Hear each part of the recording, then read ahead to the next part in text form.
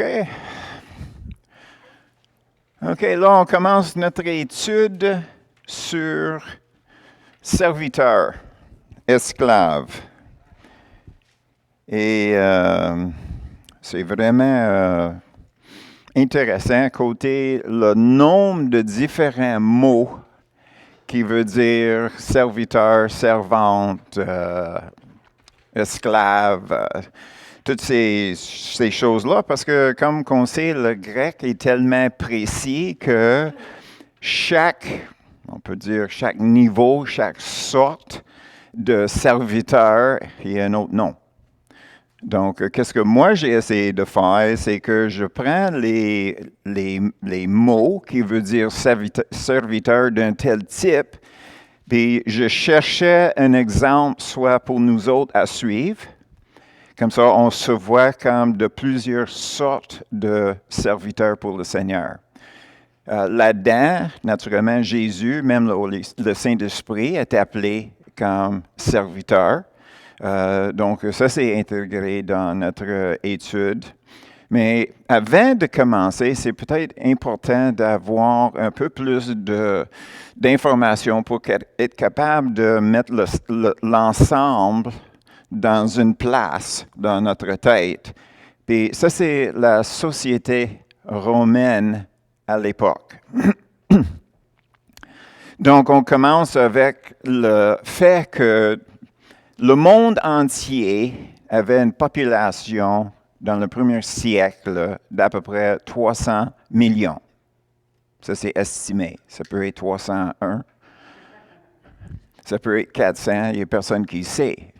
Mais c'est estimé que c'est à peu près 300 millions. Puis pour mettre ça dans le contexte d'aujourd'hui, ça, c'est à peu près la population des États-Unis. Donc, prends la population des États-Unis, puis tu répands ça partout dans le monde, puis on voit que le monde était cordé un par-dessus l'autre. Mais dans l'Empire romain, tel quel, il avait à peu près 55 millions. 55 millions. Puis parmi les 55 millions, c'est dit des citoyens, mais c'est pas la même chose un citoyen puis un esclave.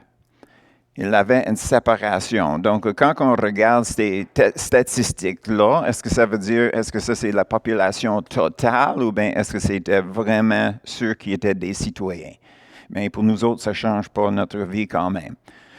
Là-dedans, il avait à peu près 350 000 soldats.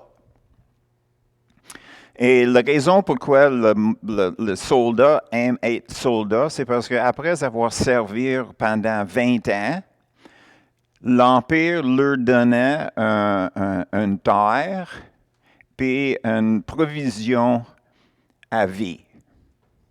Donc, souvent, qu'est-ce qui arrivait? C'est que ceux qui étaient sur les frontières pendant longtemps, au lieu de retourner vers Rome ou d'autres places, ils restaient dans ce coin-là. Puis l'Empire leur donnait un terre, comme je viens de dire, et ils envoyaient soit de l'argent ou de la nourriture, quoi que ce soit, qu'eux autres ils peuvent continuer à survivre. Donc, ils avaient une pension. C'est intéressant. Ça, c'est à peu près 20 ans de service. Et puis, naturellement, on sait qu'une légion, c'est environ 6 000. Donc, quand je disais qu'il avait à peu près 350, 360 000 soldats, c'est parce qu'il avait, à l'époque, 60 légions de 6 000. Ça arrive à 360 000. Mais ça, ce n'était pas l'armée au complet. Parce que qu'est-ce que Rome faisait, c'est qu'il engageait les mercenaires. Puis si les mercenaires étaient à coche, ils pouvaient être amenés, faire rentrer dans le militaire officiel de Rome, un vrai soldat. Donc, avec ça, on va regarder quelques écritures parce que c'était possible pour un esclave, un serviteur, d'avoir sa liberté. Donc, on va regarder un couple de places qui parlent de la liberté. Parce que la liberté voulait dire que tu deviens citoyen. Tu peux devenir un citoyen. Donc, dans nos premiers versets, Actes 22, ça c'est Paul qui est impliqué, les versets 26 à 29. À ces mots, le centenier alla vers le tribun pour l'avertir, disant, « Que vas-tu faire? Cet homme est un Romain. » Et le tribun, étant venu, dit à Paul, « Dis-moi, es-tu Romain? » »« Oui, répond-il. Le tribun reprit, « C'est avec beaucoup d'argent que j'ai acquis ce droit de citoyen. » « Et moi, dit Paul, je l'ai par ma naissance. » Aussitôt, ceux qui devaient lui donner la question se retirent, et le tribun, voyant que Paul était romain, fut dans la crainte, parce qu'il l'avait fait lier. Donc, qu'est-ce que nous avons? Nous avons deux lois, si on veut. Il avait la loi pour les vrais citoyens romains et la loi pour les autres. Parce que la façon que ça marchait pour les Romains à l'époque, c'est qu'eux autres, ils établissaient leur loi partout où ce qu'ils allaient, sur les points majeurs. Mais pour les détails, il laissait ça aux dirigeants de ce pays-là. Donc, la raison pourquoi, quand que les Juifs voulaient crucifier Jésus, ils avaient leur cours. Puis suite à leur décision, ils amenaient ça aux Romains. Parce qu'il fallait que les Romains faire la décision avant que ça peut être fait. Mais un des problèmes, c'était que les Juifs ne pouvaient pas crucifier, puis ils voulaient vraiment que Jésus soit crucifié. Comme ça, ils voulaient que Jésus était condamné par les Romains. Il était déjà condamné par les Juifs, mais les Juifs ne pouvaient pas faire ce qu'ils voulaient faire. Donc, ils voulaient l'amener. C'est pour ça, Pilate, je trouve rien. Mais en même temps, il ne voulait pas perdre contrôle puis avoir toutes des démonstrations puis ces choses comme ça. Donc, il avait essayé de passer à côté en disant, ben c'est lequel entre Jésus et Barabbas que vous voulez avoir. Donc, on connaît l'histoire quand même. Donc, ici, on voit que la citoyenneté peut être achetée, parce que le tribun, il l'avait acheté. Maintenant, on va regarder 1 Corinthiens 7. 1 Corinthiens 7.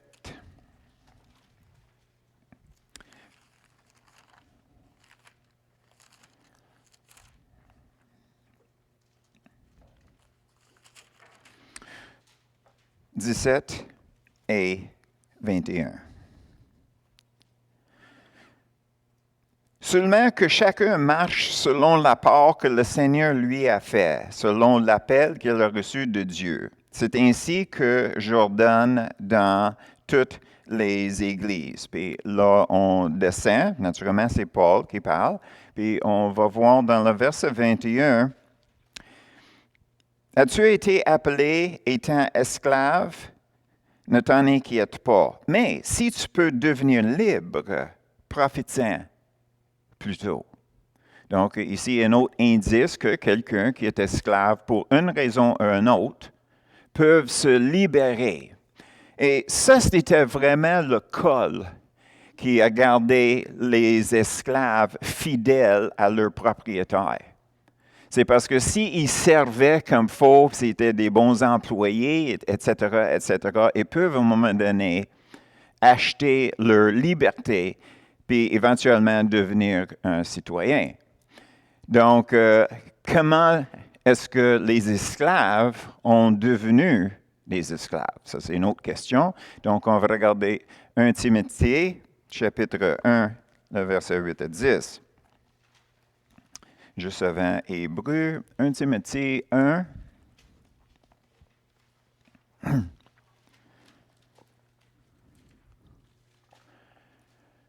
8 à 10. Nous n'ignorons pas que la loi est bonne, pourvu qu'on en fasse un usage légitime. Nous savons bien que la loi n'est pas faite pour le juste, mais pour les méchants et les rebelles, les impies et les pécheurs, les irréligieux et les profanes, les parricides, les meurtriers, les débauches, les homosexuels, les voleurs d'hommes, les menteurs, les perjureurs et tout ce qui est contraire à la saine doctrine. Voleurs d'hommes. Ça, c'est une façon qu'une personne peut se trouver comme un esclave. S'il y a une guerre, quand que Jérusalem était détruit, il y avait à peu près 200 000 personnes qui étaient dans les murs de Jérusalem quand que Rome est arrivé pour siéger contre la ville.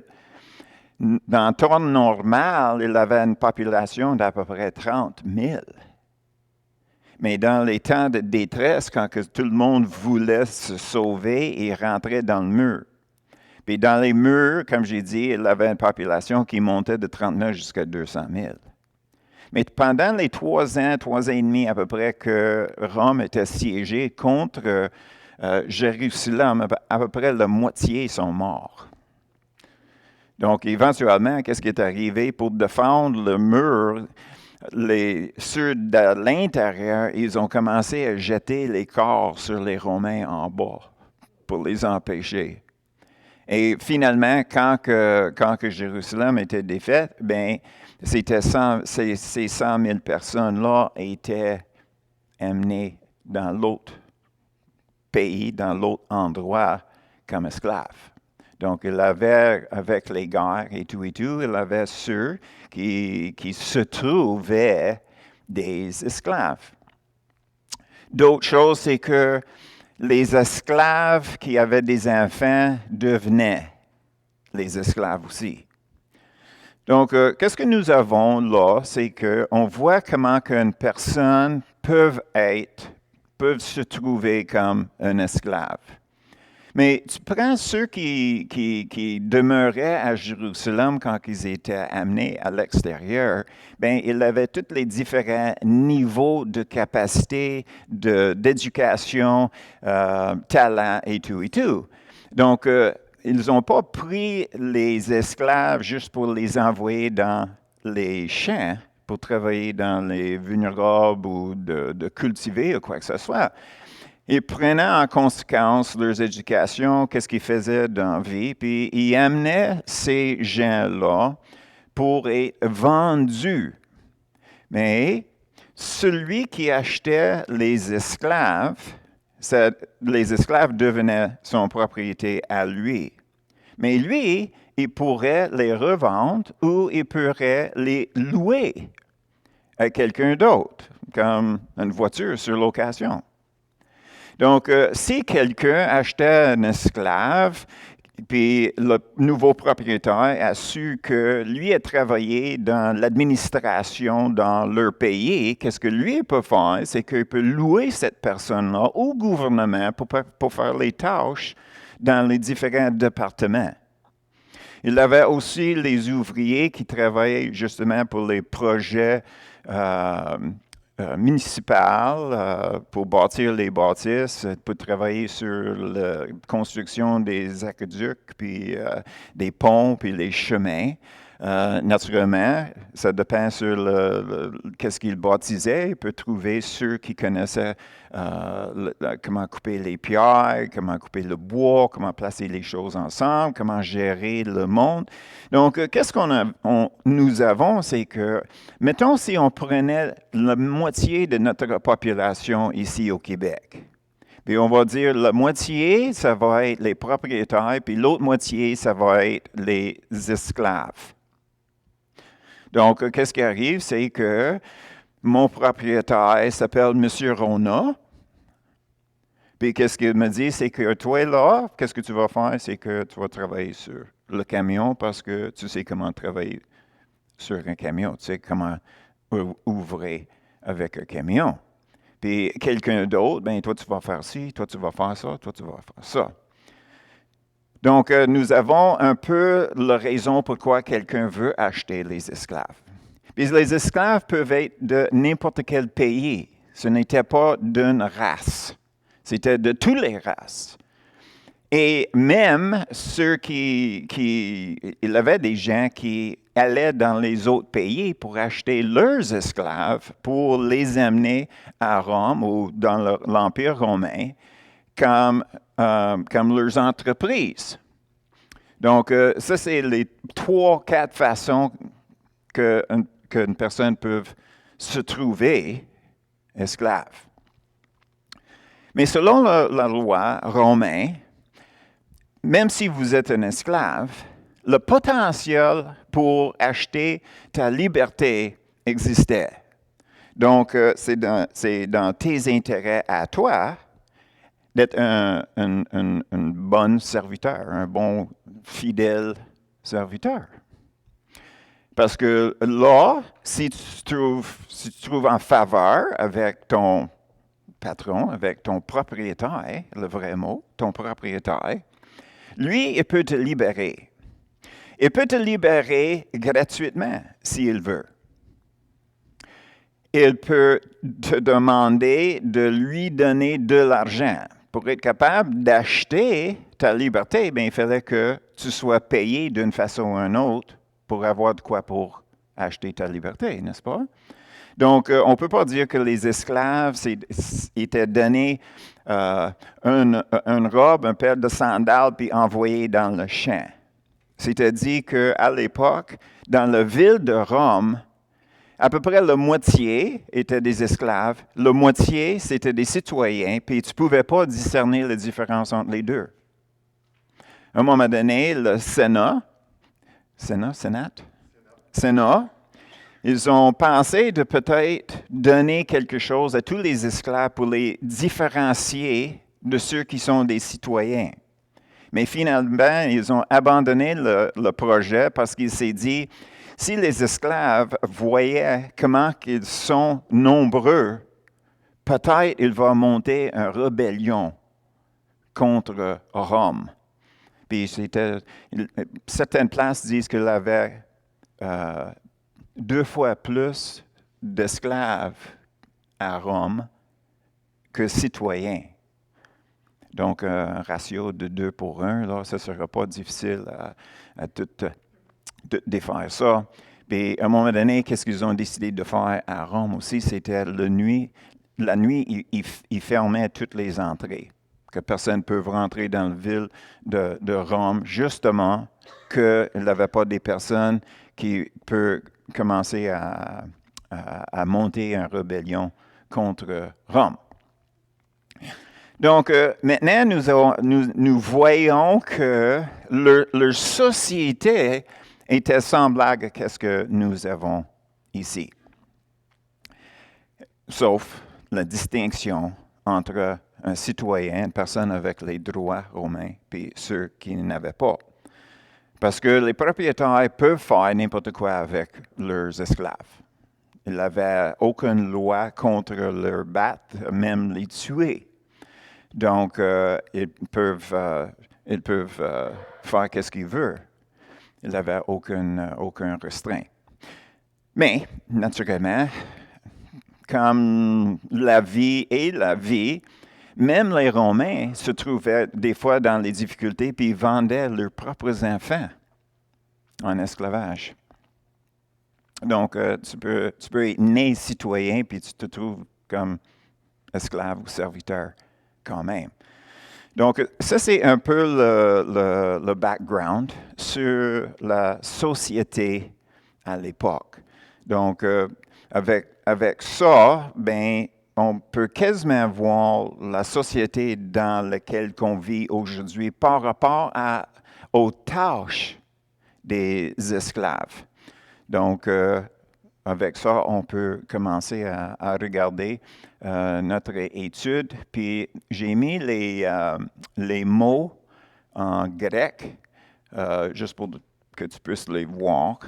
Et on va regarder les Écritures qui vont nous donner l'idée de cette sorte d'esclave.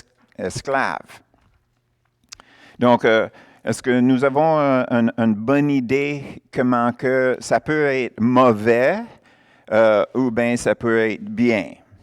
Parce que même si un esclave est libéré pour une raison ou une autre, il avait quand même deux sortes. Un, c'est ceux qui étaient libérés formellement. Ça veut dire que c'était un juge qui donnait un papier comme quoi que cette personne-là est maintenant libérée. Il est libre. Si ce n'est pas fait formellement, qu'est-ce qui arrive, c'est que cette personne-là, l'ancien esclave, il peut vivre sa vie comme quelqu'un qui est libre, mais sur son décès, tout ce qui est là retourne à son propriétaire. Donc, c'était mieux. Ça s'appelait manumission, c'est le même mot en français. Manumission, c'était cette distinction-là. OK, là, on peut vraiment embarquer dans notre étude avec tout cela. OK? Est-ce que ça va bien? C'est pas trop? OK. OK. Donc, on va commencer avec Jean 10. Jean 10.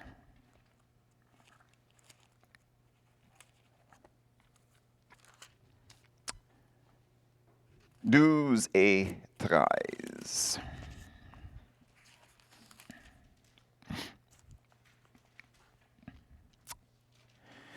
Mais le mercenaire, ça, c'est pas un mercenaire dans l'armée en passant, ça, c'est un journalier.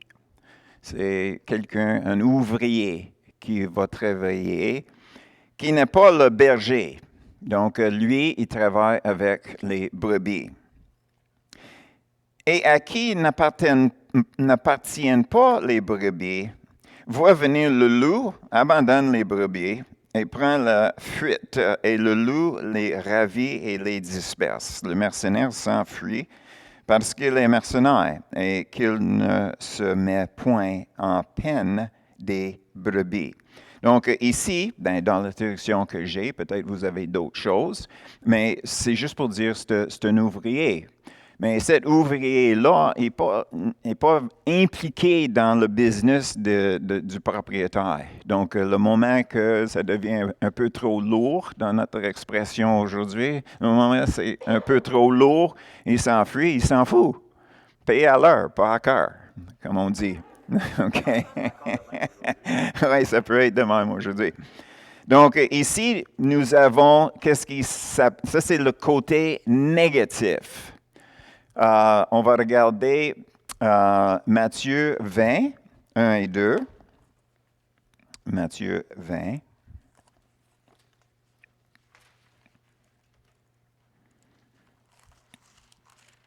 Les versets 1 et 2. Car le royaume des cieux est semblable à un maître de maison qui sort dès le matin afin de louer des ouvriers pour sa vigne. Il convient avec eux d'un denier par jour et il les envoya à sa vigne. Donc ici, on voit quelqu'un qui est propriétaire des serviteurs qui peuvent envoyer ses serviteurs dans un coin où ils peuvent être loués pour aider. En même temps, il faut réaliser qu'on parle, selon nos Écritures, on parle d'un système qui existait déjà en Israël. Ils avaient aussi leur propre loi. Donc, une personne qui demeurait en Israël, s'il se trouvait avec une dette qu'il ne pouvait pas payer, il peut se vendre en servitude. Puis il va travailler jusqu'au temps que qu'est-ce qu'il doit est payé, puis après ça, il est libéré. Puis on voit ça dans l'Ancien Testament, que s'il est là assez longtemps pour avoir une famille, s'il veut partir après que sa dette est payée, il faut laisser sa famille. Donc, souvent, il décide que si le patron, c'est un bon patron, parce que quand même en Israël, leur loi, c'était très avancé par rapport aux autres pays autour de eux dans le temps de Moïse, qui était quand même assez loin, on a dit 1000 ans, peut-être plus, probablement 1500 ans avant Jésus, il avait cette loi-là. Mais si la personne veut rester en servitude, qu'est-ce qu'il faisait? C'est qu'il se présentait, puis le nouveau patron, là, il perçait son oreille. Puis c'était un indice à tout le monde qui le regardait que lui, il aurait pu être libéré, mais il avait décidé de rester pour sa famille. Naturellement, au bout de 50 ans, il avait l'année de jubilé, où ce que tout était effacé, puis tu retournais sur votre terre. Donc, à l'époque, en Israël, tu calculais toujours le nombre d'années qui restait avant qu'une telle terre retournait à la famille. Puis tu vas l'acheter par rapport au nombre d'années qui restait. Donc, si mettons, tu es riche, tu as besoin de plus de terre pour agrandir votre entreprise, et tu vois une taille qui ferait ton affaire, puis tu vas vérifier ça, que ça va retourner dans 5 ans. Donc, lui, il sait qu'il va être capable de récolter pendant 5 ans de temps, donc il va faire une offre sur cette taille-là, parce qu'il sait qu'il va le perdre dans 5 ans. Donc, le prix, c'est plus bas que quelqu'un qui arrive en disant, je veux agrandir, mais c'est 45 ans avant que la terre sera retournée à la famille. Donc, il va payer peut-être 5 ou 7 fois plus cher que celui qui l'a loué pendant 5 ans.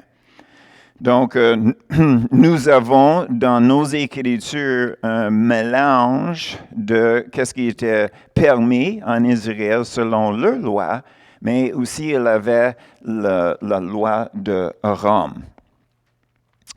Naturellement, à Rome, la raison pourquoi ils voulaient vaincre tous ces autres pays-là, c'était pour les taxes. C'était pour les taxes. Puis il aidait avec les projets de construction des chemins et tout, pour aider l'échange, pour augmenter le commerce. Parce que le plus que le commerce roulait, plus qu'il recevait. Donc, tout ça rentrait dans le coffre de Rome. Donc, ici, dans le verset qu'on vient de lire, qu'il y a des ouvriers qui s'appelaient ergates, qui veut dire ceux qui étaient engagés comme journaliers, engagés par jour. OK? Après ça, on va regarder le mot en grec létergos, et on voit ici, ça peut inclure Jésus, établi par ce nom-là une fois. Les angels sont appelés comme ça, et on voit d'autres exemples aussi. Donc, Romains 13, 6.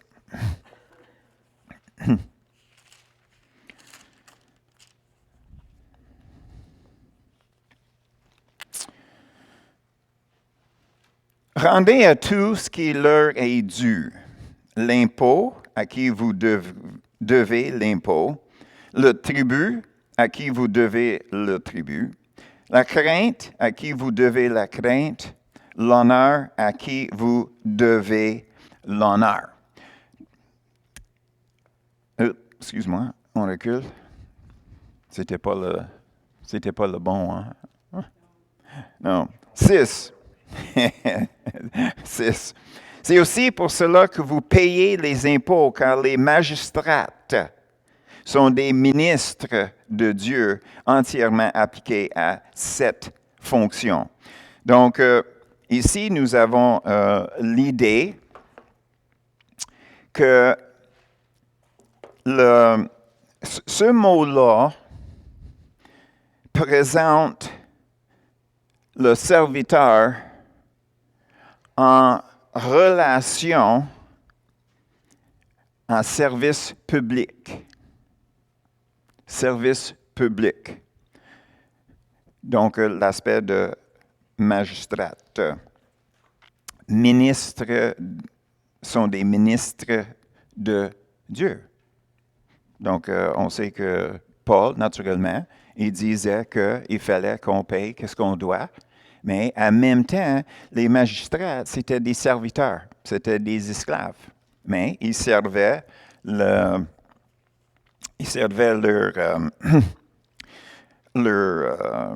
on peut dire, leur boss. Donc, qu'est-ce que nous avons aujourd'hui, si on amène ça aujourd'hui? Cet serviteur-là, ce serait quelqu'un qui travaille, mettons, dans le ministère de Transport. Le ministre, c'est le chef du ministre de Transport, n'est-ce pas? Puis ceux qui travaillent sous lui, pour lui, l'aident avec ses tâches, n'est-ce pas?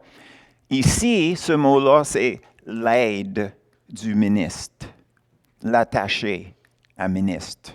Donc, il reste quand même un serviteur, c'est le ministre qui est le patron, c'est lui qui gère le département. Et son serviteur s'appelait l'étergos, et c'était ses tâches à lui de faire qu'est-ce que le ministre disait à lui.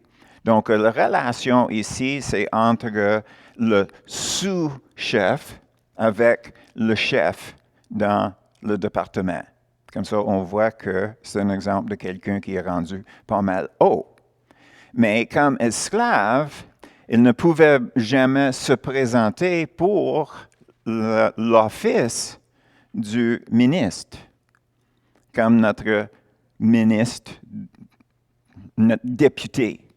Parce qu'il ne peut pas avoir ces tâches-là. Il fallait que tu sois un citoyen pour tenir ça. Donc, tu peux monter au même niveau que le ministre, mais tu n'aurais jamais le poste comme ministre. OK? Après ça,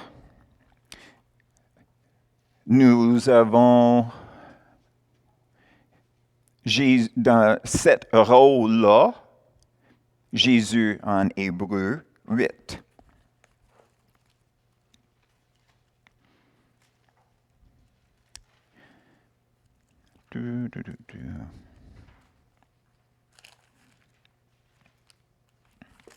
Hébreu, chapitre 8. Le verset 1 à 3. Le point capital de ce qui vient d'être dit, c'est que nous avons un tel souverain sacrificateur qui est assis à la droite du trône de la majesté divine dans les cieux. Comme ministre du sanctuaire et du véritable tabernacle qui a été dressé par le Seigneur et non par un homme. Tout souverain sacrificateur est établi pour présenter des offrandes et des sacrifices. et les dons nécessaires que celui-ci ait aussi quelque chose à présenter. Donc, l'idée ici, c'est que c'est Jésus qui se présentait sous le souverain, son Père. C'est le Père qui est le ministre, puis c'est Jésus son adjoint, son sous-ministre. Donc, le mot liturgos, nous avons un mot en anglais, liturgie. Est-ce que c'est la même chose en français? Jaune, ça veut dire ceux qui servent dans l'Église. Donc, c'est un peu cette idée-là. C'est un sous-ministre. Donc, Hébreux 1, 7, on recule.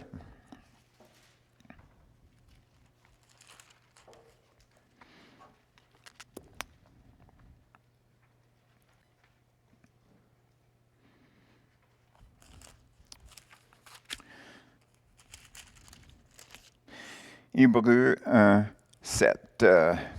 De plus, il dit des anges. Il fait de ses anges des esprits et de ses serviteurs une flamme de feu. Donc ici, ange et serviteur, c'est la même personne. Donc on voit les anges comme les serviteurs de Dieu. On va regarder dans Philippiens 2, 25. Philippiens 2, 25.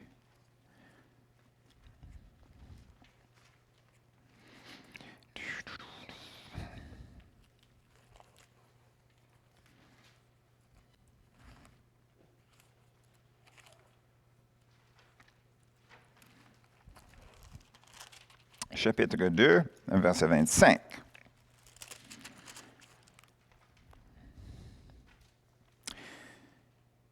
J'ai estimé nécessaire de vous envoyer mon frère Épaphrodite, mon compagnon d'œuvre et de combat, par qui vous m'avez fait parvenir de quoi pourvoir à mes besoins. Donc, on voit ici que Épaphrodite était un esclave, était un serviteur, qui était envoyé par quelqu'un d'autre de pouvoir aider, faire ce qui est nécessaire pour Paul. Donc, dans cette situation-là, il faisait du ministère. Il faisait du ministère pour Paul. Les anges faisaient du ministère pour Dieu. Jésus faisait du ministère, on peut dire pour nous autres même, en se sacrifiant comme autre sacrificateur par son propre sang, n'est-ce pas? Donc, on voit ici que c'est la personne qui fait du ministère, mais n'est pas le ministère. Si on retourne à notre exemple, nous avons le ministre du département des chemins et ces choses-là, puis une personne qui est chargée à veiller sur tout le département, puis tous les autres qui sont en dessous de lui vont le supporter, fait du ministre. Fait du ministère, je veux dire. OK. Donc, on va avancer. Uperetes. Uperetes.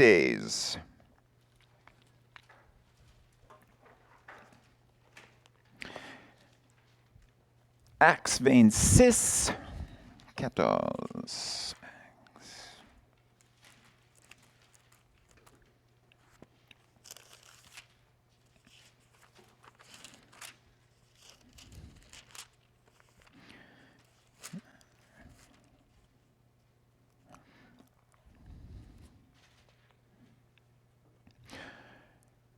« 26, 14 à 16. Ça, c'est Paul, quand il allait à Damas. Nous tombâmes tous par terre, et j'entendis une voix qui me disait en langue hébraïque, « Saul, Saul, pourquoi me persécutes-tu? Il te sera dur de régimber contre les aiguillons. » Est-ce que vous savez c'est quoi les aiguillons? Combien de personnes ont cherché ça sur Google? Non? Le dictionnaire. Qu'est-ce qu'il faisait à l'époque, c'est que quand il avait des vaches, puis il voulait que les vaches ou les bœufs avançaient, il avait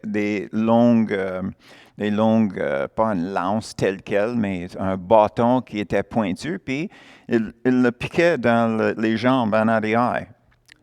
Donc, c'est ça l'idée ici. Puis naturellement, c'est quoi la réaction de l'animal? Il essaie de donner un coup de patte. Donc, qu'est-ce qui arrive? C'est Jésus qui est en train de parler à Paul en disant que tu agis comme un bœuf. Moi, je te pique, puis tu es en train d'essayer de me donner un coup de pied. Ça, c'est l'image ici. OK, j'ai perdu ma place. Indice 15, OK. Je répondis, qui es-tu, Seigneur? Et le Seigneur dit, je suis Jésus que tu persécutes. Mais lève-toi et tiens-toi sur tes pieds, car je te suis apparu pour t'établir ministre, et témoigne des choses que tu as vues et de celles pour lesquelles j'ai t'apparaîtrai. Donc, on voit ici que Jésus, c'est le chef du département du salut. Donc, c'est Paul qui est devenu sous-chef. OK. Donc, ça, c'est euporetes. C'est diakonos. Diakonos. Est-ce que vous remarquez un mot dans ce mot-là qu'on connaît dans l'Église? Diacre. C'est bien écrit, juste en dessous. Hein? T'as bien fait, Claude. Diakonos. OK. 2 Corinthiens 3, 7 à 8 démontre le Saint-Esprit dans ce rôle-là. 2 Corinthiens se trouve toujours à la même place dans l'ordre des livres. 3, 7 et 8. Or, si le ministre de la mort, gravé avec des lettres sur des pierres, était glorieux, au point que les fils d'Israël ne pouvaient fixer leur regard sur le visage de Moïse à cause de la gloire de son visage, bien que cette gloire ait été passagère. Combien le ministère de l'Esprit ne serait-il pas plus glorieux? Donc, nous voyons aussi que le ministère du Saint-Esprit, c'est lui qui sert. C'est le Saint-Esprit qui sert. Puis, il est notre diakonos. On va avancer, on va regarder, on peut regarder le mot diacre, 1 Timothée 3:8. Est-ce que ça, c'est l'ordre que tu avais mis? Non, ça ne change rien. OK. 1 Timothée, un peu plus loin. 1 Timothée.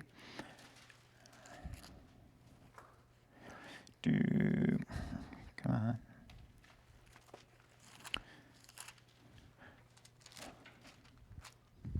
Un Timothée 3, 8.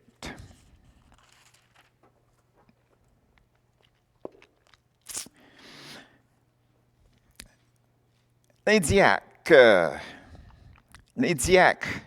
aussi doivent être honnêtes, éloignés de la duplicité, des excès du vin, d'un gain sordide. Donc, ici, nous avons, comme on sait, nous avons les diacres. Mais, diacre, ça vient du mot diakonos. Ils font du ministère. Et en faisant leur ministère,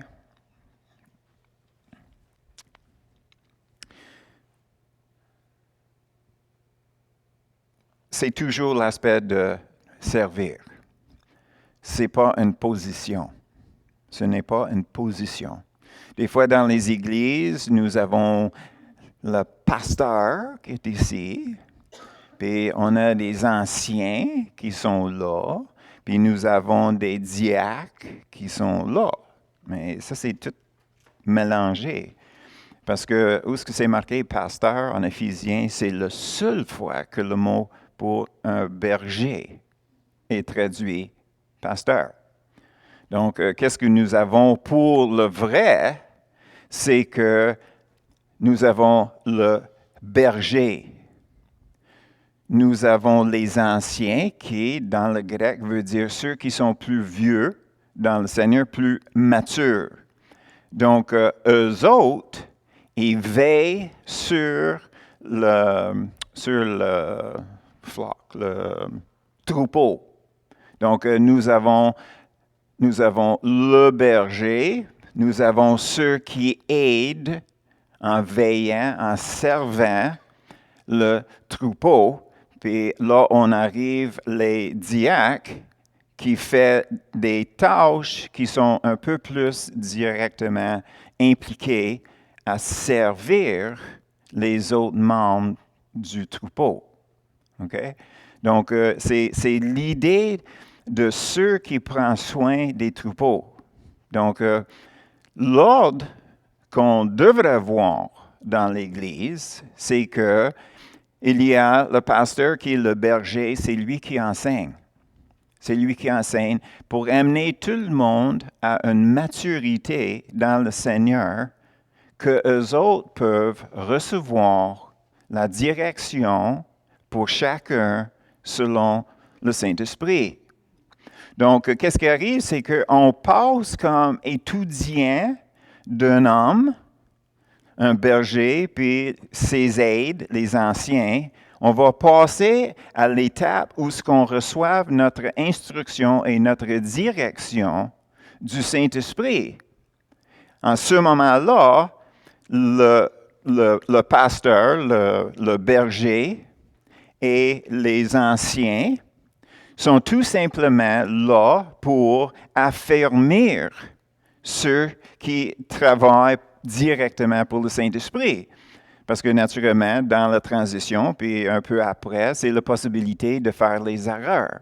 Donc, naturellement, les anciens et naturellement le berger doivent connaître ces Écritures. Donc, la connaissance des Écritures pour être capable d'encadrer les nouveaux sous la direction du Saint-Esprit. Nous avons toujours le garde-fou. Le garde-fou, c'est les Écritures, n'est-ce pas? Mais quand on roule sur la route, on essaie de rester dans notre voie, n'est-ce pas? Autant que possible. Tu sais, on ne veut pas avoir un crash, quelqu'un qui vient de l'autre direction. Okay? Donc, l'idée, éventuellement, c'est d'apprendre et être conduit par le Saint-Esprit dans le chemin qu'il avait préparé pour nous autres. Donc, en ce moment-là, nous avons fait une graduation, si on veut, puis on s'aligne envers un ancien. OK? Puis là, on voit comment que le système est supposé d'être. Mais qu'est-ce qui arrive, c'est que les églises aujourd'hui sont plus comme à l'époque de Moïse. Moïse a dit au peuple, approchez-vous envers la montagne, Dieu va nous parler. Mais tout le monde avait peur. Puis il disait, non, oublie ça, là, on va te laisser parler avec Dieu, là, puis là, tu viens nous dire quoi faire. Puis très souvent, c'est ça dans les églises. Il fallait que les brebis apprennent à apprendre des Écritures. Donc, avec cet apprentissage-là, quand ils se donnent au Saint-Esprit pour vivre pour le Seigneur, il va rester dans sa voie. Au lieu de rebondir entre un côté puis l'autre. Okay? Donc, on voit la bonne transition d'un chrétien dans une église, dans un milieu santé. Donc, qu'est-ce qu'on peut faire? C'est qu'on peut laisser ça là pour aujourd'hui et on va retourner, regarder les deux, trois autres écritures, puis ça va nous donner un élan pour, on espère, la balance. OK?